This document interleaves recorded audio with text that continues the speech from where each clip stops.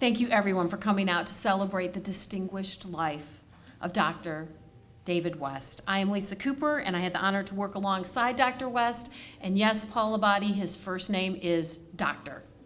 That is how it is for me as well, as both an instructor and as a department chair. Always affable, gracious, kind, with an unmistakable laugh, and a style all his own.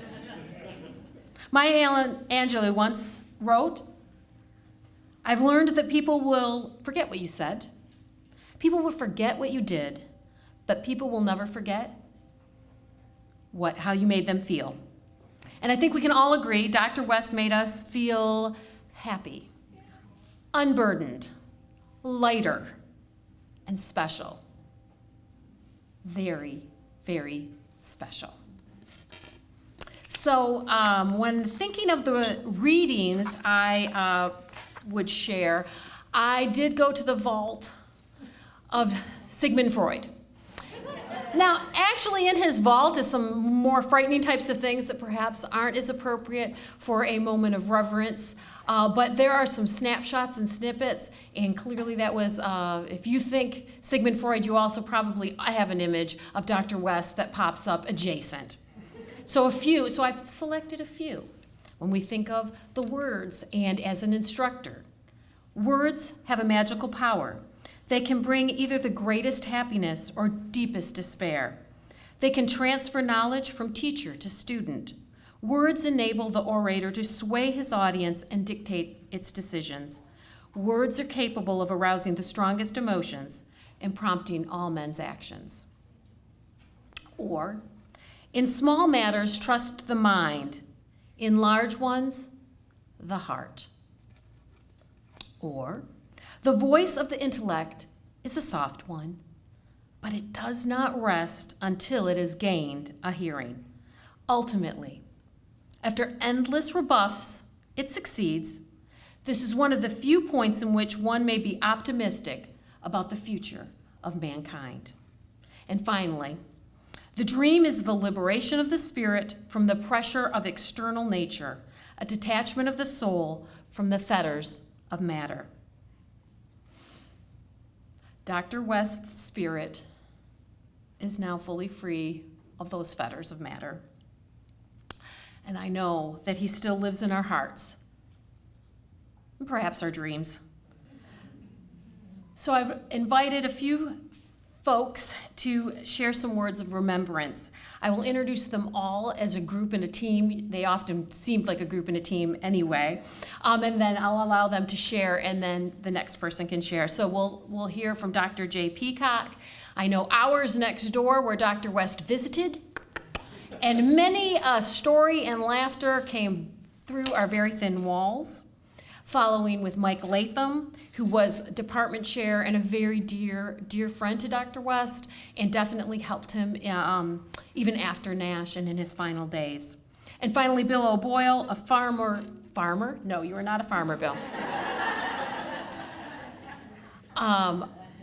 A former colleague and partner in crime. So I will allow Dr. Peacock to start us off.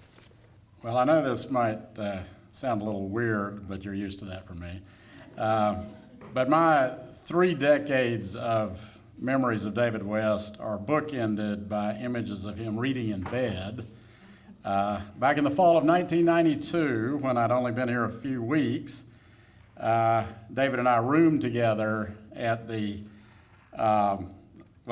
some of you remember, not many of you do, but when we used to take the entire faculty to the instructors conference, Farley, I see her nodding, Teresa, and that was all 50 or 60 of us, right? But anyway, David and I roomed together in Charlotte, and I believe at that point he was reading a book about the Vietnam War after he turned in, and the last time I saw him back in December, when we visited him in the hospital, he was reading a book about Russian history. So I think that says a lot about David. He had wide-ranging interests, broad-based knowledge, and I think partly because of that, he was a perfect fit for the old college transfer department, which included psychology and sociology, history, English, math, biology, physics and astronomy, chemistry, art and music appreciation, geography, communications and public speaking, foreign languages, and even some computer science, and I probably left out 2 or 3 others. He taught psych and soc, of course, art, history. I see some nods. You took courses with him. He even taught computer programming, even though he was not necessarily much better with technology than I was, but he could program computers. But anyway, he could carry on intelligent conversations about almost all of those subjects, even the ones Ken Nash taught, which are almost unfathomable to the most. Good to see you, Ken. Another of my memories of that long ago instructors conference, besides the epic snoring contest that he and I engaged in, was that David and one of our English professors, whom a few of you remember, Dr. Evelyn Mattern, got into a discussion of deconstructionism. About the only contribution I could make to the conversation was to repeat a joke told by longtime UNC history professor Dr. George Tyndall. What do you get when you cross a deconstructionist with a mafioso? And the answer is you get somebody who makes you an offer you can't understand. Not much of a contribution, I admit, but David laughed that big laugh that we all remember so well. But to the extent that it's possible to understand deconstructionism, I think David actually kind of understood it. So another trait that made Dr. West such a perfect fit for a community college was his remarkable ability to connect with people across a very wide range of ages, interests, and ability levels. A couple of examples from my own family can illustrate that. Back in the very early 1990s, my future mother-in-law, Teresa's mother, who will be 97 on May 31st, by the way, but she was only in her mid-60s then, but she was retired. She took art history with Dr. West, and of course she became a lifelong fan. And then just a few years later, our former colleague, English colleague Jill Bone, whom a few of you remember, invited us to dinner at her place in Chapel Hill. And our son Jack, who was then only about 2.5 or 3 years old, went with us. And he took a shine to David, and I remember them sitting on the back deck having an animated conversation. And at one point, Jill's dog had to answer the call of nature. We didn't have a dog yet, so I think that might have been the first time Jack had ever watched a dog doing number 2. And he started asking David a whole bunch of questions about it, which David dutifully answered as best he could. And I came out and I heard David say, "Well, Jack, I'm going to go get some more food. And when I get back, we can talk about dog stinky or anything else you want to talk about." And he came back and they carried on a conversation for another 10, 15, 20 minutes. And you know, back in the 90s, many of our students were in their 20s, 30s, or 40s. And some were much older than that. I know I had a retired Philadelphia cop who was quite interesting to have in class. But a lot of veterans and a lot of middle-aged women who raised their families and then went to college. And they all became Dr. West fans, of course. But even though he retired in 2015, he stayed long enough to get to the point that several of us are at now, where the vast majority of our students are still teenagers, and I mean like 15, 16-year-old teenagers. And yet he was still popular with them too. So he just had that remarkable ability to connect. David West, of course, was a Michigander. Did I pronounce that correctly? Okay.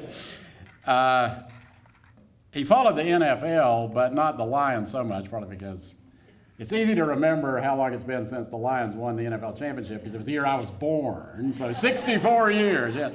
But he liked the Raiders mainly because they had the most number of interesting head cases, and not just because of concussions, but they had some really weird guys, and David found them fascinating for that reason.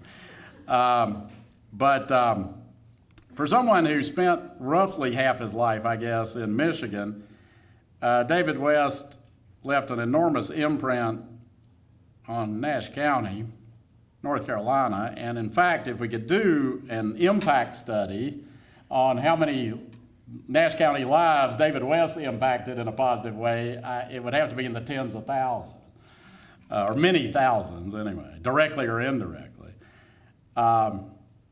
David loved Nash Community College, which is why he never hesitated to offer constructive and good-humored criticism when he thought there were ways we could make it even better. Especially in his later years, I think we really were like his family. But because he had so many interests, I think he did somewhat regret that he didn't retire a few years earlier. The last words he ever said to me as we left his room in December were, "Jay, fill out Form 6, it's time." And like most of the advice he ever gave me, I'm following that. Like any family, we have our inside jokes and stories, and Mike Latham might be the only one who'll get this, but David would get it, and that's what's important. We love him, we miss him, but I'm quite sure we'll be seeing you. All right, thank you. Rest in peace. Well, that's going to be a hard act to follow. However, I can testify to being David West's roommate once. I came in a year after Jay, and we had to go to a conference, and I was slotted to be Dr. West's roommate. I have never heard snores like that in my entire life. I think you won the contest. Oh, God, yes. I mean, that was a conference where basically I slept through the conference because I could not sleep at night at all. But one of the most distinctive things about Dave, other than the snoring, was that laugh. And anyone who knew him, you could come in, it doesn't matter how bad a day you were having, it just made you feel better.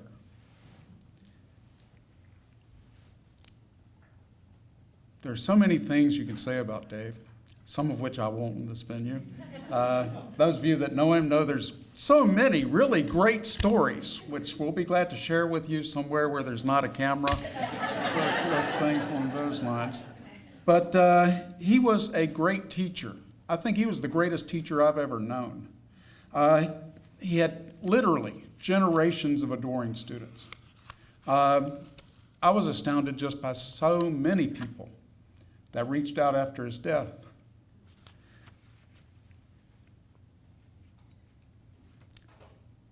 He was also a great teacher to his colleagues. Each and every one of us that knew him learned something from him and gained from it. He was my greatest advisor and mentor coming up. When I came on in 1993, and only a few of you knew me back then, I was not the polished individual that I am today. I was, shall we say, a little rough around the edges and so forth. But David took me under his wing and polished me up, so forth and so on, kept me from killing people, so forth. Yes, that student's a jerk, but don't kill them, Mike. Don't kill them in that regard. And frankly, my career would have been vastly different had I not known David West. He was a great friend to me, to my family, but especially to the college and to the community as a whole. As I said, I could go on, maybe, but I believe, and this is sort of a matter of where I'm coming from. Jay and I talked about this a little bit. Anyone who was hired during the 80s and 90s, even though the college is older than that, is what we at least think of as the old guard. There's a quote from the French General Cambronne at the Battle of Waterloo. It goes, "The old guard dies but never surrenders." Well, Dave never surrendered. While he was here, he always came in, he gave it his all, and he helped and encouraged all of us. He was truly the best of us, and he was the greatest of the old guard. All the way to the end, he had the laugh, and he had a sense of humor. He'll be remembered by all who know him, and with the Professor Emeritus Dr. David B. West Memorial Classroom, He'll be remembered as long as the college exists.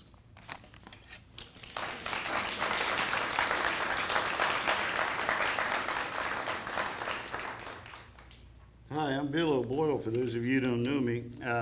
I'm under a double handicap here. There was two tough ones to follow. And as I said at my retirement party, I'm Irish on both sides. So a true Irishman only gets emotional about family and friends. So I'm going to try, okay? Y'all root for me. Anyway, I have similar thoughts about David. Anybody who knew him absolutely loved the guy. But the two things that I narrowed my short talk down to are actually things that have been mentioned: his brain and his laughter. David was my mentor when I signed on here, and he taught me a very early lesson.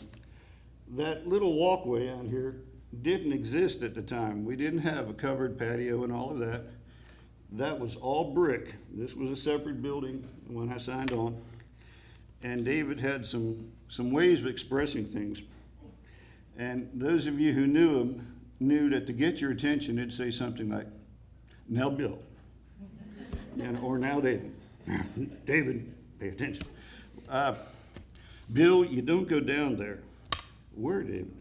"There, that walkway, you see, that leads to the administration." What is now the library area and all of that was the administration at the time. And he said, we called that the valley. What? Bill, think of the Bible, the valley of death. You stay away from there, Bill. I said, all right, David, that works for me. All right, I'll go over when I need to. If I'm summoned, no trouble. Right? One of the very first things I learned from David. Another one I tried to pass on to Mike, who in fact was my mentee when he came on. I said, Bill, if you leave the door open, people will come in. If you return a call, people are going to call again. So I kind of compromised with my conscience and all of that. So I left my door about half cracked. And I did answer my phone. But he was determined to teach me the basics so as not to get caught up in the bureaucratic hell that drives faculty crazy. But in fairness, I'm sure there ends on the other side of it. If you're in bureaucracy, there are times you want to say, why did I hire that clown? I understand. It's a two-way street. I got it. Love you, boss. Anyway, David's brain has been mentioned.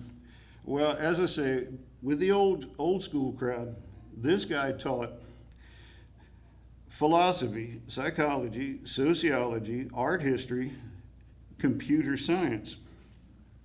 One former colleague, Keith Hoffler, described David once as being E.T. smart.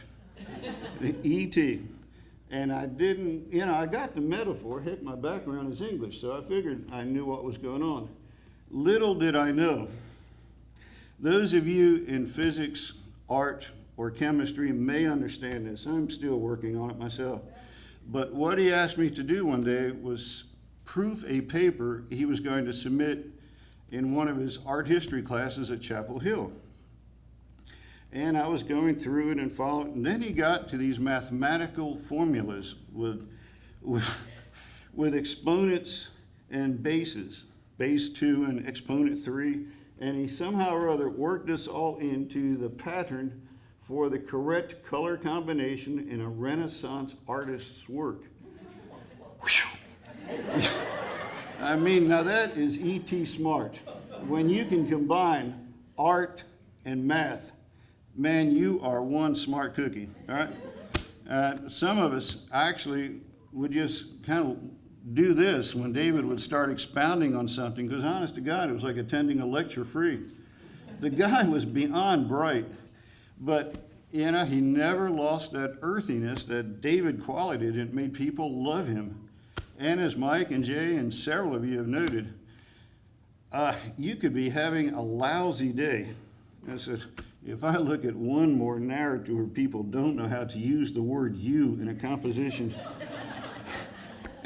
I'd go by his office, would have a cup of coffee, and he'd start laughing. And by the way, he could drain that pot. We had a community pot, and David would drain that sucker 2 or 3 times a day. That might have been part of the reason he laughed like that.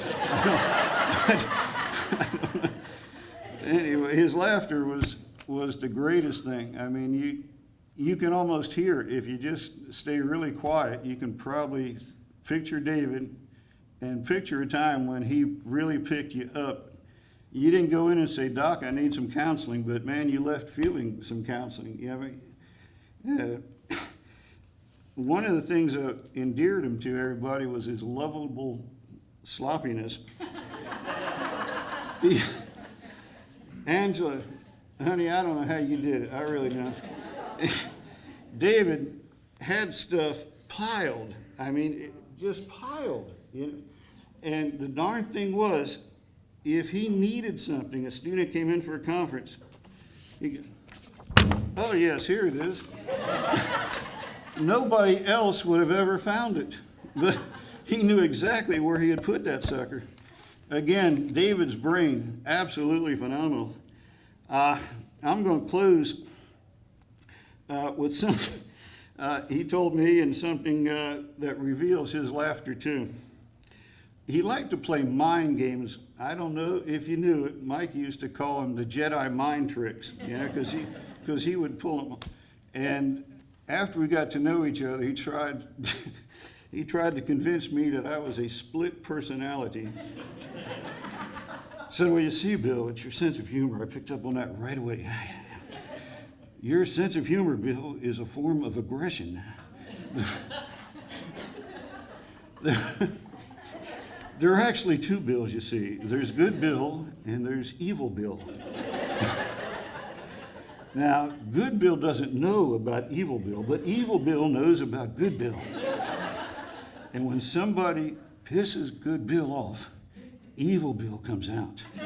And his eyes got like this, Only he could do it when he was telling a story. The eyes would get all big and he'd get so dramatic, I said, well, David, that sounds a little nuts. You realize that? Don't you have some quirks? Oh, yes. I'm neurotic as hell. But he says, the neat thing is, I know that. And he just burst out with this laughter that just echoed all over the room. Finding himself neurotic gave David a sense to laugh. And I will remember that day until they take me to the old retirees home, I'm sure. And a closing thought about David. Yes, he was affectionate. He was affectionate to his students. They were affectionate with him. They loved him. But I shared with him a situation which I knew would make him laugh. And again, it's so David. One of my students in a composition class wrote a paper on the theme, describe a class that you're presently taking and your first reaction to that professor, no names please. Basically explain your first encounter with this new professor, because all of these were freshmen right in the door, right? And this girl wrote me a paper, said her first reaction was that her psychology professor was either a drug addict or a pervert. She said his very first lecture was nothing but drugs, and as he said, sex, sex, sex. And he would do that just to get students' reactions. In fact, when we had 2-department layout, general college and college transfer, we had another psych guy who was a retrograde, almost 60 at the time, hippie named Jim. And he and David used to have this unofficial contest. How many times can we discuss sex in a classroom during a semester? And of course, the idea was it was a neck and neck thing. And so they both got the reputation of being just as crazy as hell. But you know, how many psych, no offense, psych folks, how many psych folks don't have that reputation, or have had a professor who had that reputation, right? I had a couple psych profs in undergrad and grad school too. I'm convinced they're probably wearing a jacket right now. But they were good professors. I learned a lot from them. Anyway, folks, I guess it's going to wrap it up for me. But again, if I could say one thing about David, one image that stays with me and will forever, it's the David laughter. You just could not forget that laugh. All right? Thank you.